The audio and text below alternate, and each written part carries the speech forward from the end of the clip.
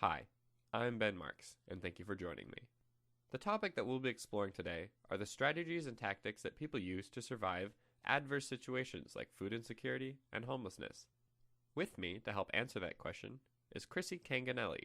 My name's Chrissy Canganelli. I'm Executive Director of Shelter House. The Shelter House is a formal institution that works with the state and city to alleviate homelessness in the area through many different methods. In addition to providing emergency shelter services here, we of course provide all those ancillary basic living supports, access to bathing facilities, laundry facilities, donations of clothing, toiletry.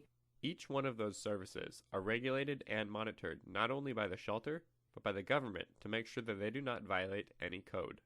The clients who make use of the shelter to survive are therefore employing a strategy.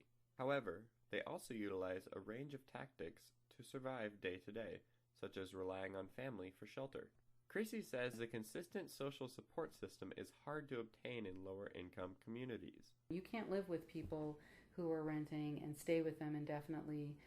You're all going to be kicked out. Chrissy also says that using gyms or recreation centers for showering, exercise, and locker room storage while living outside is a very common practice. Some people use the rec center downtown to shower, but laundry, unless they're paying for it, they're coming here. However, if you still can't afford a membership, while the Iowa River is cold, it is an option for bathing or laundry.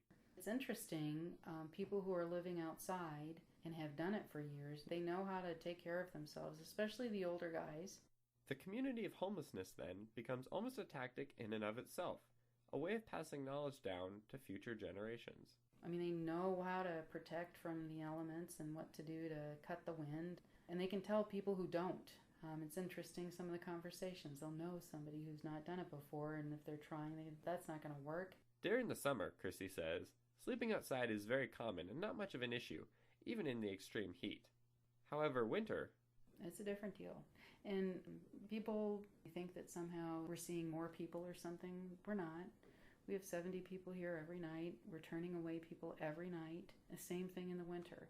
Interestingly, however, sometimes even strategies can bend to tactics.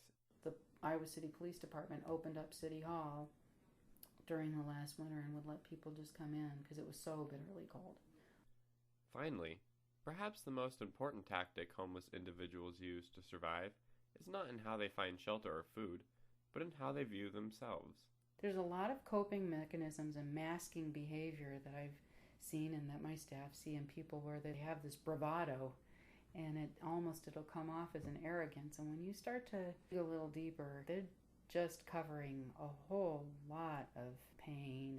That was Chrissy Canganelli, and I'm Ben Marks. Thank you for listening. Good night and good luck.